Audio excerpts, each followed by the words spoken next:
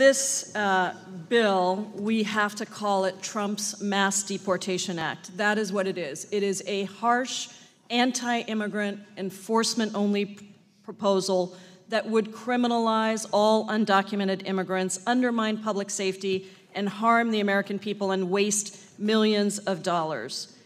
And here is the true statement in response to some of the discussion before. It is not a true statement that being in the country illegally is a crime. Here is what is true.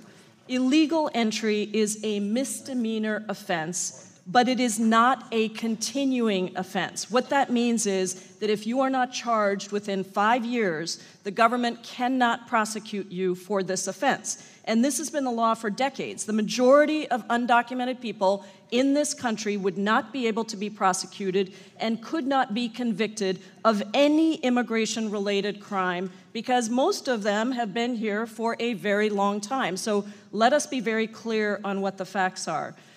Mr. Chairman, this bill is a play to prejudice. It is a welcome mat to racism, and it is a repudiation of the very values that have defined our great nation since our inception, values that are inscribed on the Statue of Liberty, values that brought the ancestors of every person in this chamber to this country, unless you were Native American.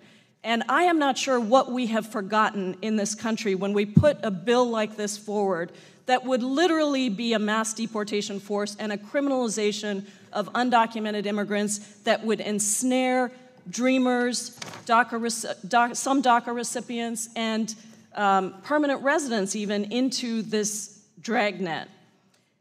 ICE's first 100 days under the Trump administration have been a disaster for families and communities all across the country. Without any attempt to prioritize those who are a true threat to communities, ICE has significantly increased the numbers of people swept up by Trump's deportation force, including dreamers, parents of U.S. citizens, and survivors of domestic abuse.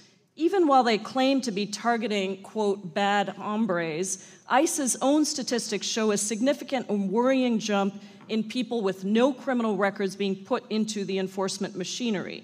And what's worse, Trump and some of my Republican colleagues want to supercharge this deportation force with more money, more funding, and more weaponry.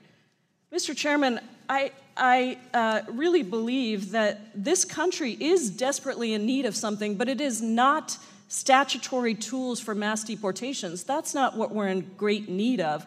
What this country is in great need of is true, comprehensive, humane immigration reform. That is what many of us have been working on for a very long time. And the idea that we would put forward a bill like this when we have so much to do on this committee and the Immigration Subcommittee on real responses to what is happening across this country that is creating crises in our schools, in our homes, for our families across the country, to me is a travesty. Now, even if you didn't believe in the morality of this issue, let me just say what the economics would show. Deporting just 7 million undocumented workers out of the 12 million total would result in a 2.6% reduction in GDP, taking $4.7 trillion out of the economy.